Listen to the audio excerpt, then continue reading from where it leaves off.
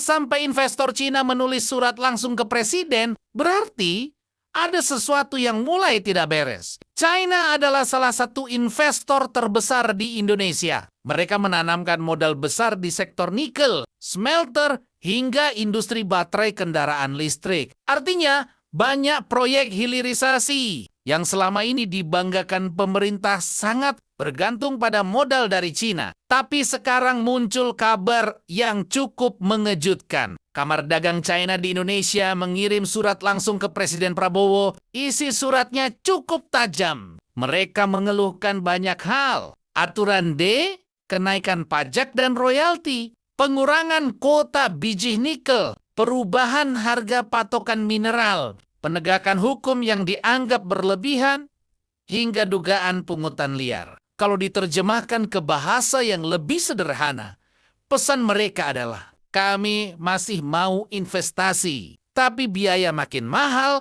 aturan makin rumit, dan ketidakpastian makin besar. Dan di dunia investasi, masalah terbesar bukan pajak tinggi. Masalah terbesar adalah aturan yang berubah ketika uang sudah telanjur masuk. Investor bisa menerima biaya mahal, tapi mereka sangat tidak suka ketika kebijakan berubah terlalu cepat dan sulit diprediksi. Di sisi lain, pemerintah juga punya alasan yang masuk akal. Negara ingin mendapatkan porsi lebih besar dari kekayaan sumber daya alam. Pemerintah ingin menambah devisa, menaikkan penerimaan negara, dan memperketat tata kelola. Secara prinsip, itu bukan hal yang salah. Namun disinilah tarik-menoriknya terjadi. Negara ingin bagian lebih besar. Investor ingin kepastian dan profit yang tetap menarik. Kalau tekanannya terlalu besar, investor bisa mulai menunda ekspansi atau mencari negara lain yang lebih kompetitif. Dan kalau itu terjadi,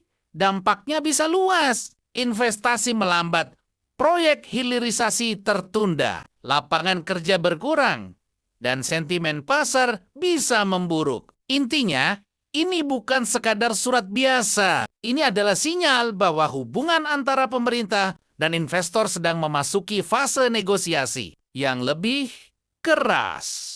Punchline-nya sederhana. Investor asing tidak takut bayar mahal. Mereka takut aturan berubah di tengah jalan. Dan pertanyaan terbesarnya adalah, apakah Indonesia sedang memperkuat posisi tawar atau justru membuat investor mulai berpikir dua kali? Menurut kalian, pemerintah sedang memperbaiki tata kelola atau justru terlalu agresif terhadap investor?